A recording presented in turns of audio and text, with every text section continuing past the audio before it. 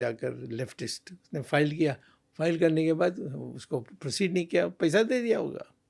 Okay, एक और case है सर जिस पे आपने काफ़ी इंटरेस्ट दिखाया और मेरे मन में हमेशा ये सवाल भी उठता है, आसाराम बापू का केस। हाँ, आसाराम जी के केस में जब मैं देखता हूँ, एक तरफ गुरमीत राम रहीम है जो बार बार जेल से पैरोल पर बाहर निकलते हैं, अंदर आते आते रहते हैं, बड़े सवाल उठते हैं कि ऐसा लगता है कि वो बाहर ज़्यादा रहते हैं, जेल में कम रहते हैं।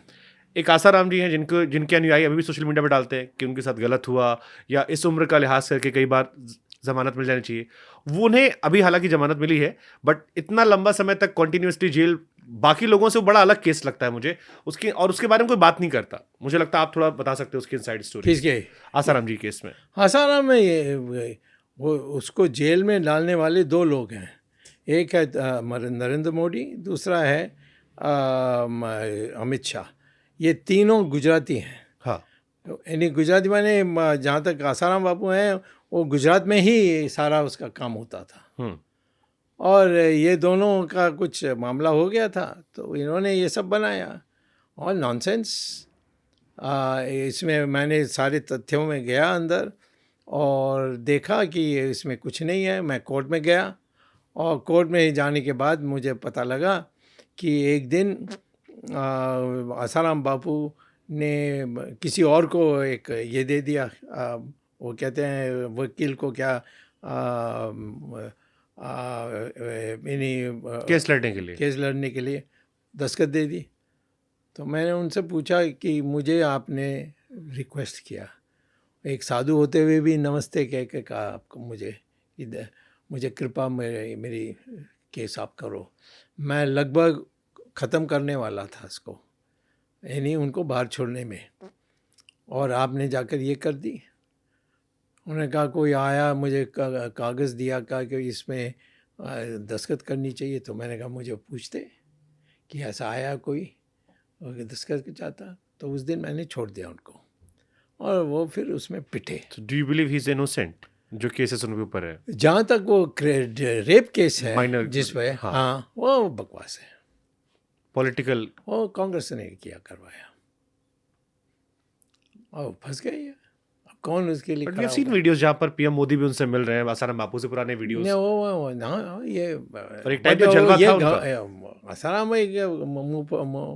मुंह फाड़ के बोलते हैं और लोगों को पसंद नहीं आता है। वो सही बात को कड़वा करके बोलते हैं।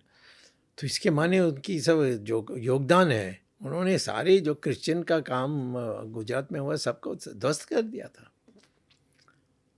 अब उसको कहना है कि इसने ये क्या लड़की का ये है, वो सब बकवास है। सेम एलिगेशन गुरमीत राम रहीम पर भी, बट दैट मैं नहीं जानता। Sushant Singh Rajput again one more case जिस पे आप बहुत वोकल हुए थे। बट नहीं उसमें क्या, देखिए कोई इशू, मैं तो उसको जानता नहीं था, ये सिनेमा वालों को तो मैं बहुत कम जानता हूँ। तो उसकी जो हुई उसमें कोई जांच ही नहीं हुआ।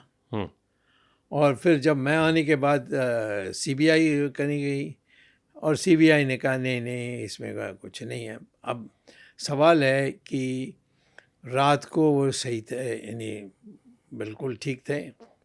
सुबह उन्होंने नाश्ता मंगवाई तब ठीक थे, और नाश्ता के टाइम के बाद उन्होंने रसोई में किसी को बुलाया नहीं, तब लोग जा कर के ताला तोड़कर गए। तो क्या हुआ, यानी रात को ठीक था पिछले रात, और यानी नाश्ता के टाइम में सब ठीक था, तो कौन सी ऐसी बात हो गई कि वो अपनी आत्महत्या करें? तो इसमें मेरा संदेह हुआ था।